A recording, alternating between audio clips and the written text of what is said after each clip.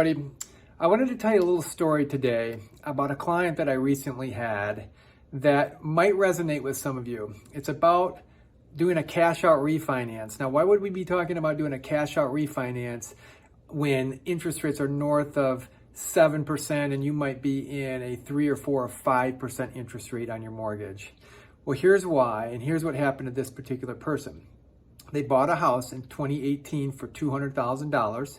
It's worth probably $290,000 now. They put 20% down. They were at 4.5%. They currently owe about $140,000. The payment on it was about $1,200. But in addition to that, they had a boat payment, they had a car payment, and they had some credit cards. So the boat payment was roughly $250. It was about $18,000 on that. The car payment was $450. I think there was like $15,000 on that. And then the credit card was like $10,000. And I think that was maybe $150. So in all, there was about $33,000 of non-mortgage debt. Now, let me remind you that Americans have more equity in their house than ever before because of all the appreciation that we've had. But at the same time, there's more debt that's not related to mortgage than ever before. The average household has over $900 per month in debt that's not mortgage debt. That was now different for these folks. So they had about $800 in addition to their $1,200 payment. So right around, it was a little over $2,000 per month in monthly outflow.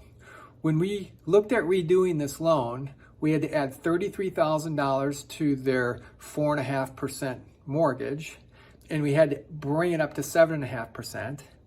But when we did that, the monthly payment with taxes and insurance was a little bit higher than their current monthly payment, but it got rid of all of that debt because with that cash out, we paid off all of that debt.